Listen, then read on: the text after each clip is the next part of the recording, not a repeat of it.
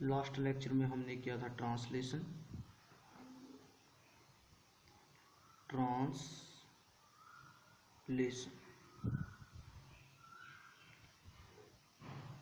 और अब इस लेक्चर में करेंगे rotation.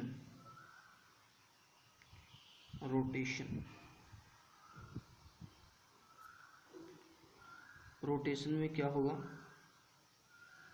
W is equal to Z e की power iota theta 1। W is equal to e की पावर आइटा थीटा 1। इसका मतलब है कि जैसे हमारे पास प्लेन है जेड प्लेन, अगर कोई पॉइंट जेड प्लेन में P पर पड़ा है तो उसकी रोटेशन हो जाएगी। रोटेशन किस तरीके से होगी, अगर हमारे पास थीटा 1 ग्रेटर देन है 0 से, थीटा 1 अगर ग्रेटर देन है 0 से, तो उसकी रोटेशन होगी anti clockwise. It means point P यहाँ से यहाँ चला जाएगा Q पर, और इसके बीच का जो एंगल होगा इसको बोल लेंगे थीटा 1। ठीक है, मतलब कि जेड प्लेन में पॉइंट P पर था और W प्लेन में पॉइंट Q पर चला गया। Similarly let we have this is Z plane.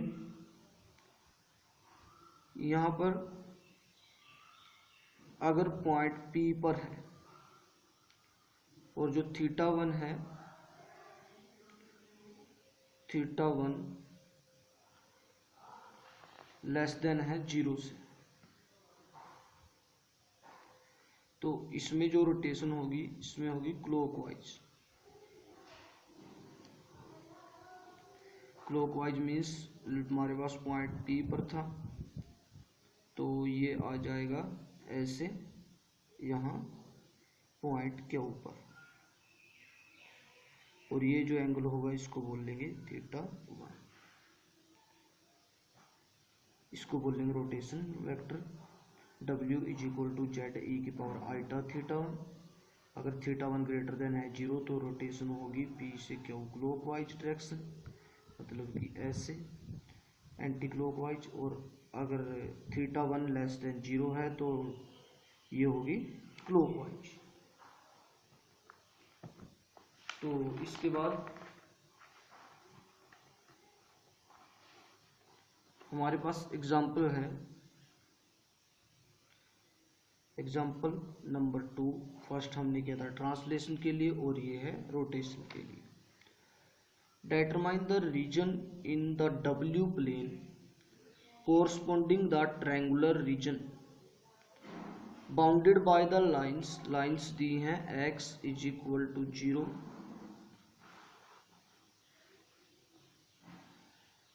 y is equal to 0 और x plus y is equal to 1 in Z plane mapped under the transformation given है W is equal to Z e की power iota pi by 4। ये हमारे पास W is equal to Z e की power iota pi by 4। तो हमें पता है W is equal to U plus iota भी,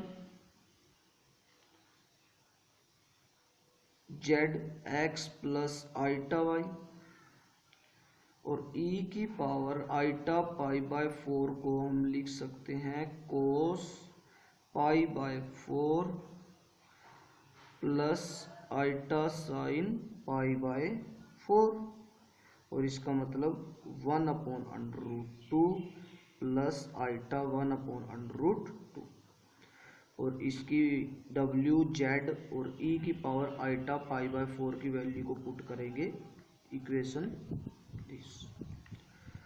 तो WU plus iota V is equal to x plus iota Y और e की power iota pi by 4 is equal to 1/√2 plus iota 1/√2।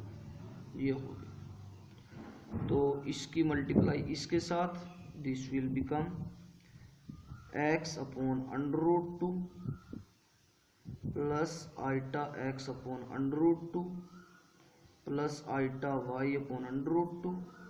और जब इसकी इसके साथ करेंगे तो माइनस के y/√2।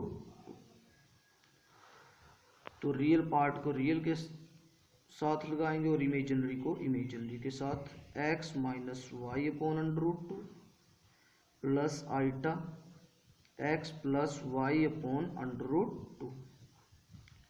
तो अगर हम इसको देखो तो u किसके बराबर हो गया, u is equal to x minus y/√2 और v is equal to x plus y/√2। ये हो गया। इसके बाद हमारे पास गिवन है x इज इक्वल टू 0। जब x 0 है, at x is equal to 0, तो u कितना होगा, माइनस के y/√2 और v कितना होगा, y/√2। तो यहाँ से हम देख सकते हैं u is equal to minus के v। ठीक है। और ये भी कह सकते हैं कि v is equal to minus के u। इसके बाद है जी हमारे पास at y is equal to 0। जब y 0 होगा तो u is equal to x/√2 और v is equal to x/√2। तो u is equal to v। ये हो गया। और तीसरा हमारे पास गिवन है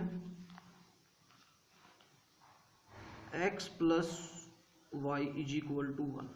x plus y is equal to 1 मतलब जब x plus y is equal to 1 होगा तब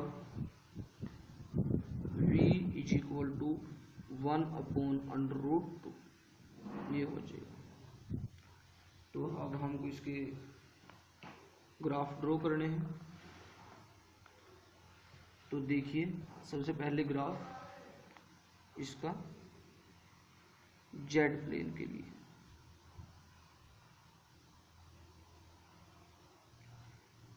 for y is equal to 0 this line, x is equal to 0 this line, y is equal to 0, x is equal to 0 और x plus y is equal to 1। तो इसके लिए क्या बनेगा हमारे पास,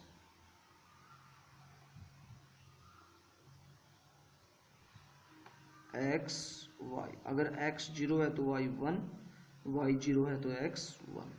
तो मतलब ये हमारे पास 1 1, तो ये बन जाएगा ये 1। x plus y is equal to 1। ये x एक्सिस और ये y और ये किसके अंदर है, z प्लेन। अब हम इसको देखेंगे w प्लेन के अंदर। w प्लेन के अंदर क्या होगा,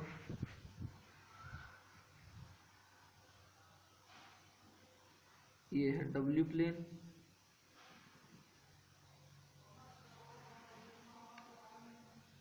w प्लेन के लिए अगर x 0 है तो v is equal to minus u, v is equal to minus u के लिए दिस लाइन।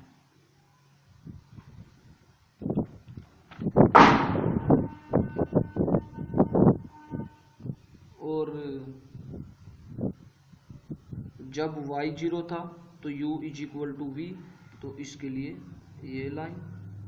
और x plus y is equal to 1 जब x plus y is equal to 1 है तो v इज इक्वल टू 1/√2, तो ये बन जाएगा ये